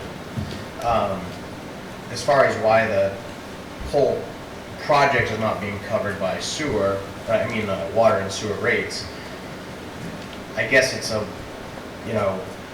view is you can do the project and just sewer 47 Elm Street and the residents don't have to pay anything. If you get sewer to the house, if you get sewer to the properties, they have to pay for the sewer. And it's an improvement of getting rid of the eyesore that's there now. So that's where the betterment comes from as far as, if you don't want sewer, I would, vote against the article and, that's, doesn't cost anything to your property. But if you do want sewer, it's gonna cost something to get it. And it's costing less than it did on West Main Street. So, All right, thank you, John. And we have Mr. Kimball, I think, had his hand up. And if anybody else has any questions, we're gonna try to wrap this up. I think the big picture here is we have an issue. Beyond sewage, we have an issue. We have a building that the town spent $500,000 on, of money that we could have used for something else to help subsidize the improvements on that property. Tore down half of it. The EPA spent millions of dollars that we didn't have to spend. Just because we spent $500,000, they picked up the rest of the tab. If we don't do something, we're going to end up with a building that's sitting there that could be still contaminated. We don't know that. We don't know what's underneath it. They can't drill in the concrete that's there now because the building is in such disrepair that they don't dare to go in to even do any kind of exploration of what's going on in there. I live on Pine Street. Our last sewer project down West Main, that force main goes right in front of my house. I wanted to attach to it. Couldn't. It's a force main. If I want to attach to it, I gotta wait for the next project, which is gonna cost $2 million in today's numbers, to get me back up to the LG North School so they can gravity feed down the hill. The problem is, you've got other homes on Elm Street that are failing. You've got a multi-unit housing project there just beyond 47 on the left that has a failing system that's been failing for ever and ever. It's important to deal with that. And it's important to deal with the property because we're going to end up paying for it, one way or the other. I do have one suggestion. There are 3 parcels involved. I understand one has been sold already, the parking lot across the street has been sold. 47 will be the next one. The third one is the elephant in the room that nobody wants to talk about. And I wouldn't at all expect a developer to even consider buying that property. 3.5 acres of contaminated soil that no one is going to claim and no one's going to own. So I would expect the select board to immediately start reaching out to the bankruptcy court to find out exactly what their intentions are. Because I'm concerned that 5 years from now, when no one's testing it, or 10 years from now we find contamination, we're going to have another monster like we had years ago with the Spratt landfill. We can't take the property. If we take it and no one's paying taxes, if you take it for tax foreclosure, you own it. The town can't do that. So I would encourage the select board to find out what the bankruptcy court's intentions are on that 3.5 acres of land before they wipe their hands and walk away. They're making money. The bankruptcy court is going to make some money. At the very least, they should be testing that 3.5 acres to make sure it doesn't, in the future, have any kind of contamination. We don't know what's going to happen when they tear down that old building. Things can move. We don't know. We don't know what's there. So what happens if she doesn't follow through? Hang on, yeah. So, if we don't follow through on taking down that building and working with the developers willing to take on the responsibility of doing that, we are all going to pay for it. And that's the bottom line. We are going to pay for it. And we've already paid $500,000, and I know sometimes it's tough for people to understand it. I know when I was on the select board for many years, a lot of times I made decisions based on what was best for the town. I think you have done the same. Sometimes you gotta do what's best for the town, not best for what's important to you. And I'm torn about this, but I also understand it's important to deal with two problems. We have a problem with sewage on the street. The water is definitely in bad shape, as it is in other areas of town. The enterprise money, the enterprise account money will be utilized to make improvements on the water line, which will benefit probably all of us in the big picture of it. Miller Terrace, I don't understand why that's not being done as part of the project. You're ripping it all up, you might as well run a few hundred extra feet and make sure that happens. And by the way, Miller Terrace is right there, right next to our leaching field, our brand new building sitting over here, that someday we may have to attach to. So, I think it's important to, and I understand where the neighbors are coming from, I get it, but I think it's important, as a town, we have to look at this and say, what's best for us, and how can we deal with it? And unfortunately, we don't all have to agree with that, but that's what happens. Regarding Tweed, and this is an entirely different conversation, I understand that, but the problem with Chartleys is all under ledge. It's a big problem over there. We barely got water over there years ago. Putting in sewer lines, I don't see that ever happening. It's never gonna happen. So I would encourage you to work with this young lady and try to get this project finalized in some manner, because we can't afford to pay for any more improvements in our property. And it's gotta come down before somebody gets killed, or the thing burns down, it burns down the neighborhood with it, or whatever it takes, but it's gotta get done. And if we're on a timeline, it has to be done. We need to react to it. But I would ask you to look at that 3.5 acres. All right, thank you, Mr. Kimball. Mr. Units? Yeah, on that property, I just want to make it clear that that isn't just a dump site. Those are capped lagoons that were capped under DEP's guidelines. And we did have DEP here this week on something else, and I did mention to them about those, and we'll find out what we can on those and who monitors it. Okay, go ahead. Just quickly speaking with our engineer, I told you I had mentioned the idea before of running water down Miller Terrace. In the $8 million that's being asked to be appropriated, we can fit that in there. And we can add that to the article if we like. It would just have to be a change order on the bid, but it can be done. Within the budget, I'm gonna hold you to that. Could you do that within the other option too? Because there's two options, right? There's one that is 8 and one that's 6. It's not in the 6. It's not in the 6? Because then we're not going to be on Miller. We wouldn't be digging Miller Terrace. All right, so let's, Awesome, great. thank you, John, appreciate that. All right, any further questions from the board? So maybe we need to... Through you, Chair. Can I just say one thing? John, I don't think we have to change the article, because the article, I'll read the article if you don't mind. Go ahead. To see if the town will vote to raise and appropriate and/or transfer from available funds and/or borrow the amount of $8 million for the purpose of constructing water mains, water services, sewers, sewer laterals, pump stations, force mains, and related infrastructure, land acquisition, and for related legal, administrative, engineering, and other pertinent expenses associated with the construction of public sewers and water mains required to serve public and private properties on Elm Street and Miller Terrace, including without limitation all costs thereof, and to authorize the select board to carry out the purpose of this vote, that to meet this appropriation, the treasurer with the approval of the select board is authorized to borrow up to $8 million and issue bonds or notes therefore in accordance with General Law, Chapter 44, or any other enabling authority, that such bonds or notes shall be general obligations of the town unless the treasurer with the approval of the select board determines that they should be issued as limited obligations and may be secured by local system revenues, that the Norton Water and Sewer Commission be and is authorized to acquire land into permanent temporary easements for the foregoing purposes by purchase, gift, and/or eminent domain, and to apply for, accept, and expend any state and/or federal grants and loans or other public or private funds that may be available for the project.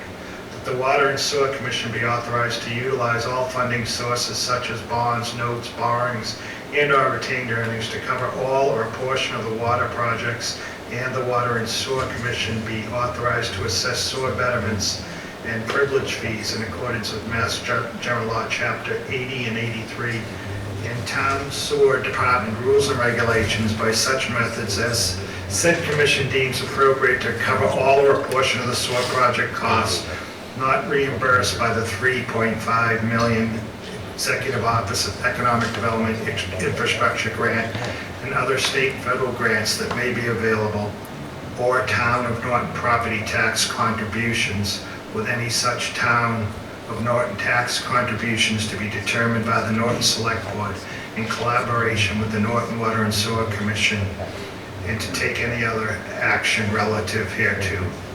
All that just to let you know, Militaris is included, John. Okay, so I guess we'll take a vote on this article. So, through you, Steve, sorry. Go ahead. Just to clarify, Mike, the way this article is written, it is only for the option with Italians. Right.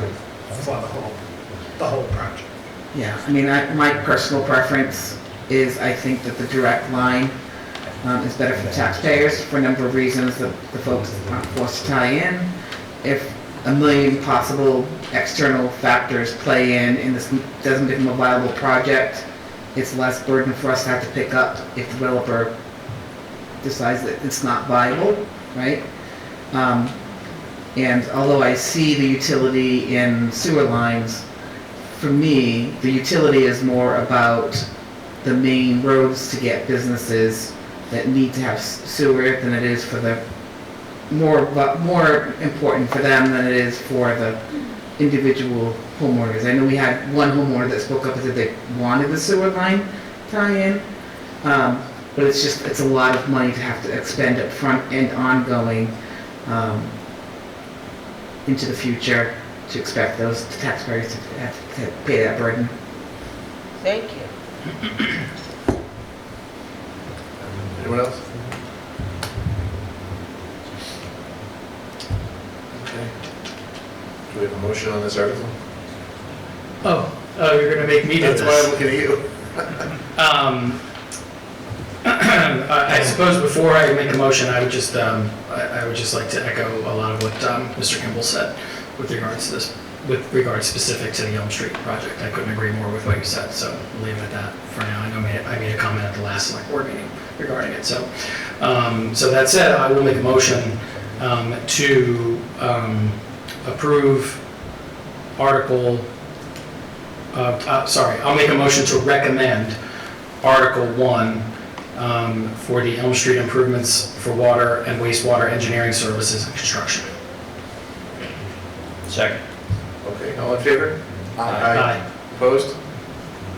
No, and just to be clear, I want the project to move forward. I want Elm Street to be developed. I just don't think this is the right path.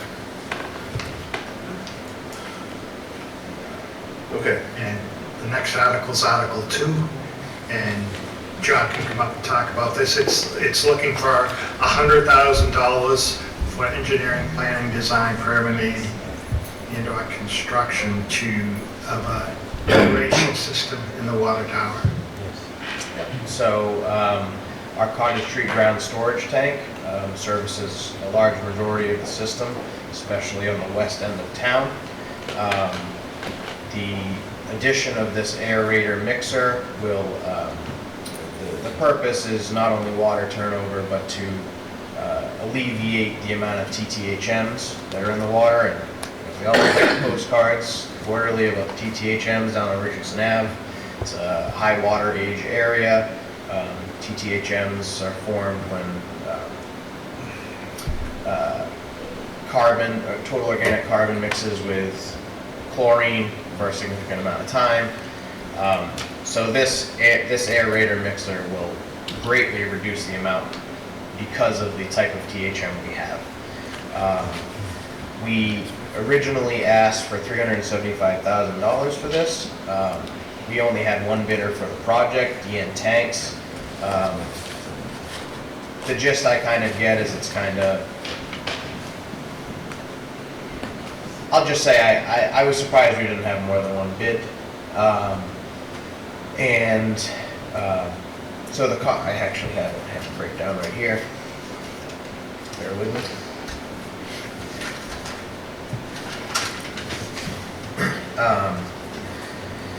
So the total cost of the project, an alternate A, which is to add an aerator along with the mixer. The mixer is the main part. Aerator is a small addition to that. The total cost is $463,000. Based on any change orders, engineering, contingencies, we were going to request an additional $250,000. However, going through articles, combing through our records, we've actually found that in May of 2019 town meeting, Article 10, $150,000 was appropriated for the Cottage Street tank for engineering purposes. So that can be used for this project. So we're actually lowered our request to $100,000 for this article. We're in negotiations with DEP right now that they really want to see this project move forward. And we're going to eventually come to a signed agreement that we have to rectify the TTHMs on that end of town. And this is by far the best way to do that, at least as I don't want to say a short-term solution, it's a long-term solution, but it's treating a major issue we have. You know, we'll continue to work towards getting rid of the root cause of it, but the root cause of it on its own isn't a problem. It's the formation of the TTHMs is the problem. So, as far as I'm concerned, I need this article to pass more than I needed the first article to pass by a wide margin. So that's what we're asking for. It's kind of unfortunate that we only had one bid, but it is what it is. So, and the DN Tanks had extended their bid to the end of March. So once, Lord willing, we get the approval and can get the vote at town meeting, we can move on this right away, get the wheels moving, and hopefully start the project in probably fall of '25. It's kind of hard to take a large storage tank off when high water demand, drought. So the plan is to start this in early fall of '25 if we can get this approved. Okay. Thank you, John. You answered my questions, so anyone else? I just wanted to say we did have a conference with DEP this week, and they do want this sooner than later. Yeah. Okay. Mr. Chair, I would like to make a motion to recommend Article 2 for the special town meeting. A second. A second. All in favor? Aye. Aye. Opposed? Abstentions? All right. Excellent.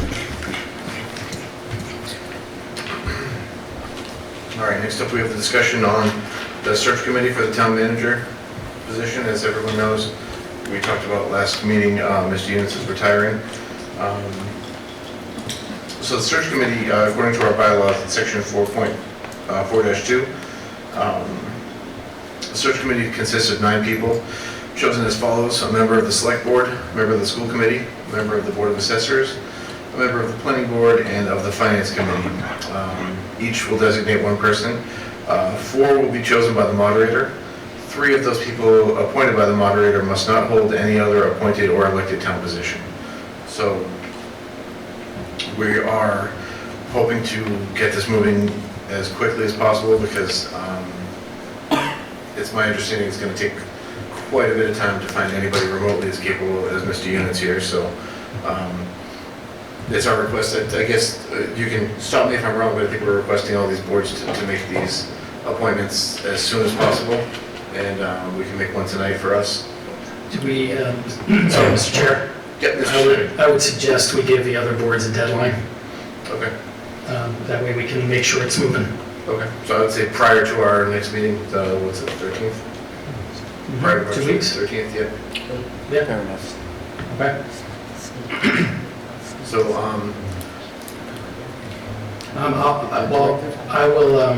Mr. Chair, sorry. As you guys know, I'm not running for re-election, so I would take myself out of the search committee because I'm not going to be here. after April, whatever it is. And I'm running for re-election, and I fully expect to be back here, but just in case, I'll take myself out too. So that leaves the three of you. Who's it gonna be? Happy to do it? I don't mind, I'll do it. So we need a nomination. Mr. Chair, Mr. Marson.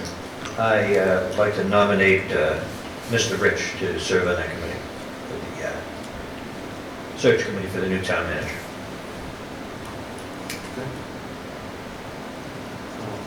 Second. Second. All right, all in favor? Aye. Opposed? All right. Congrats, Good Alec. luck. Good luck with that. It's not gonna be time for Sarcasm there, Kevin? All right. Oh, and then should we memorialize our recommendation for the other boards to give us something for 2 weeks? Like, should we vote on that? Let's or- make it very persuasive and vote on that, yes. I think Alright. that's a good idea. So I'm going to make a motion to, for, I suppose, the town manager to notify the other boards. So I'll make a motion to ask the town manager to notify the other boards who will make up this committee to provide us with a representative, thank you, before March 13th, 2025. If they don't have any meetings between now and then where they could vote on it, They should probably hold a special meeting, I would think. yeah, And I prefer that. Does your motion include the town moderator? Yes. And it's 4 appointments. Mhm. Yeah. Second. We got all that? All right, all in favor? Aye. Opposed? All right. Jack's gonna be thrilled about that one. It's quite a deadline. You should have seen it coming. Yeah. Okay, okay, next up is to discuss and/or vote on a memorandum of understanding between town departments regarding the use of facilities. This came up because the last time we used the school for a meeting or a town meeting, we were billed like $800 or something for, oh, it was Veterans Day too, Veterans Day Parade was billed for that. So, Town meeting, elections, yeah, so all those times, the town's being billed for use of those, the school property. And, you know, we have them in here using this meeting room all the time, we're not billing them. So I think there should be a memorandum of understanding, in my mind, between all departments that there should be free usage of the buildings. I don't think we should be billing each other for that, but someone else can speak to it if they'd like. I just think that, you know, the reciprocity, you know, all these properties are owned by the taxpayers. It doesn't matter what department it's under. So, you know, I think the people that organize some of these events and meetings and things of that nature may want to rethink some of the triggers that cause some costs, like some of the, you know, janitors that have to come in and open up the building and close it up, you know, things of that nature, you know, moving forward, just to mitigate the possibility of incurring an expense. Some of it they're not going to be able to get around, but some of it should be more common sense type stuff. Instead of sending bills back and forth, it only costs the taxpayers more money, and it doesn't make any sense to me whatsoever. Okay, so, you know, my thoughts on this would be, have the town manager draft something up for us to review and approve at a point in the future. I'll have my paralegal do it. Okay. All right, next up, we have the discussion, discussion and a vote to award the DPW service contract for 5/125 to 2/28/26. So in front of you, you have the bids that came in and the awards, the awards from Southeastern Regional Services Group. This is for permanent trench patch, super pave, hot mix, crack sealing, installation of guardrails, snow shoveling on flat roofs, tub grinding, loam, compost, and gravel screening, medium class excavator services, cat excavator with foreman and crew, and sidewalk construction. And if the board has any questions, I'd ask that you authorize me to sign the DBW Services Awards for May 1st, 2025 through February 28th, 2026. Any questions? Mr. Chair? Mike, these are all quotes that Jared got in, DPW? These are, he gives his quantities, and the bids are all done by the Southeastern Regional Services Group. All standard names that I see, so. Yeah, and Keating, on their pricing, on what they're doing, the super hot mix, exact same as last year, no change in price. Mr. Chair, that's what I was going to ask. Have many of these gone up, or? They have, I was surprised at that one, that stayed the same.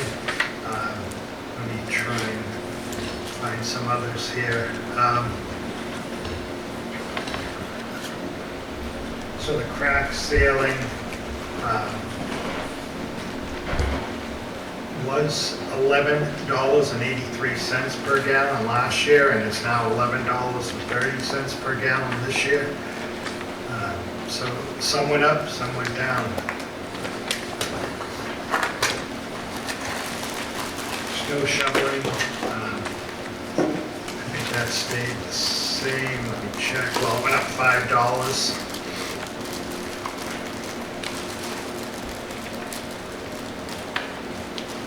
Top grinding went down from $4.93 to $4.87. Let's see. Touch upon some of this in my world, this is all, the stuff that I'm familiar with. Sidewalk construction's the exact same, no change. Jared vetted these? Yes, he's part of the highway group that meets. I'm okay with it with his stamp on it. Okay, anyone else? Mr. Chair, Mr. Snyder? I'd like to make a motion to authorize the town manager to award the DPW service contract for May 1st, 2025 to February 28th, 2026. Second. Okay, motion and a second. All in favor? Aye. Aye, opposed? All right.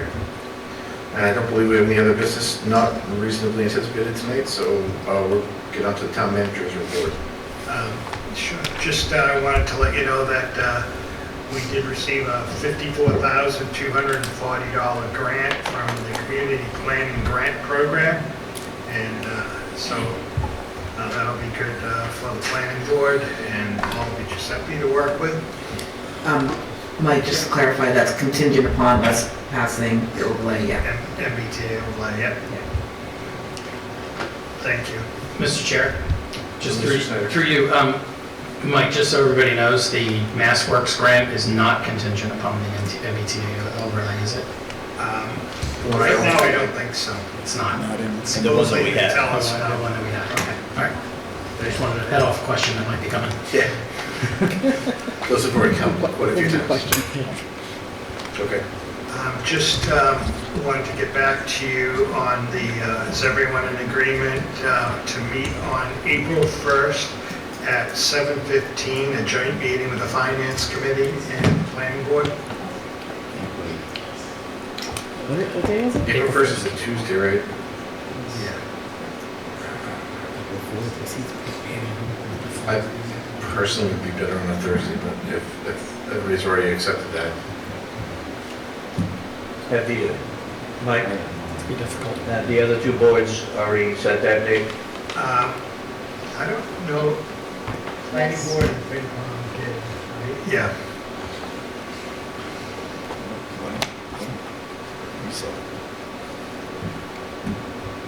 I'm good. That works for me. I prefer the 3rd, but if it's already set, I mean, I'm okay with the first. Either or, but they're, Yeah. we're gonna, I'm not gonna shift everybody just for my schedule, I wouldn't do that to you. You know that's April Fool's Day, right? Mhm. So we'll show up definitely.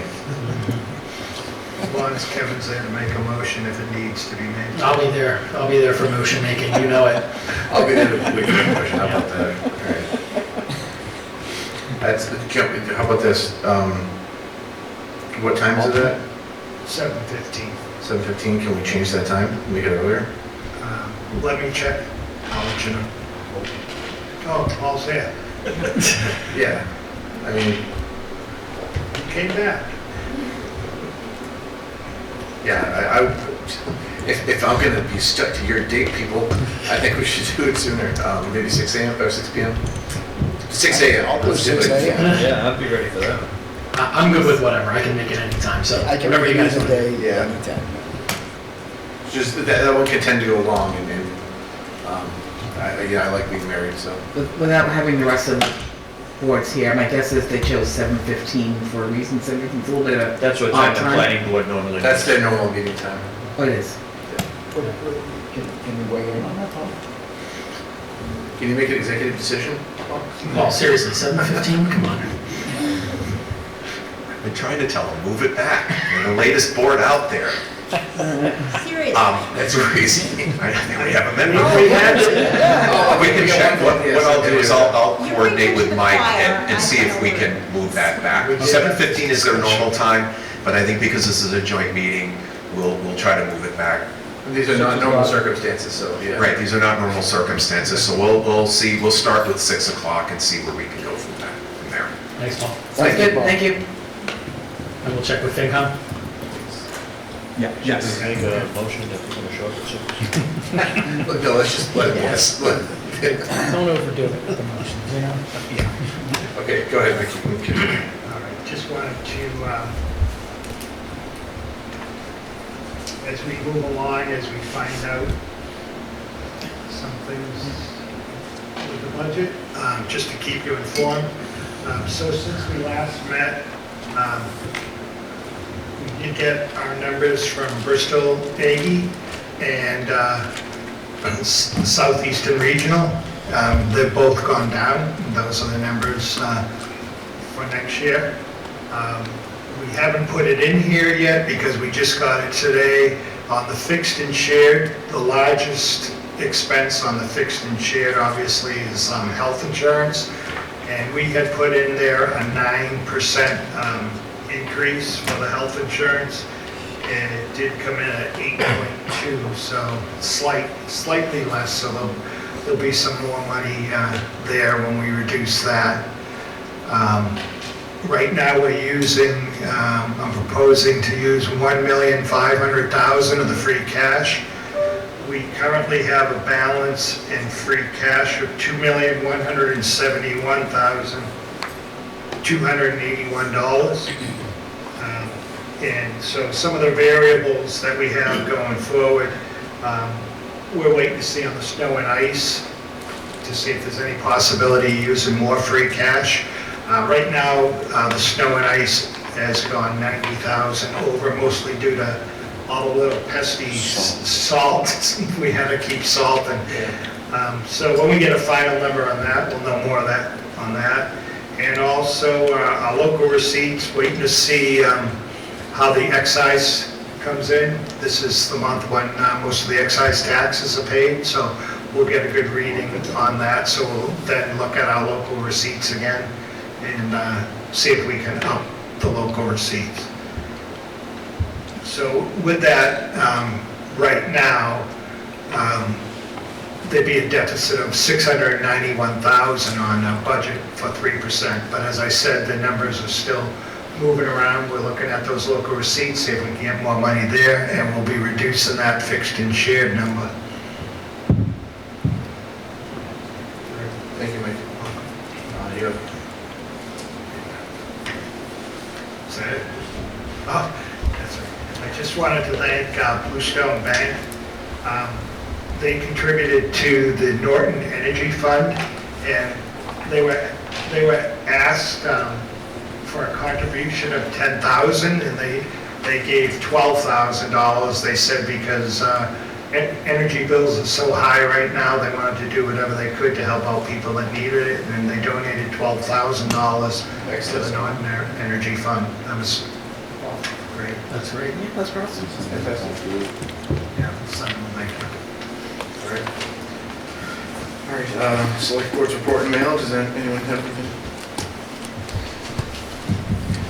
Okay, so I approve the warrants as written. Mr. Chair, Mr. Snyder, I'd like to make a motion to adjourn. second. All in favor? Aye. Opposed? All right, thank you all.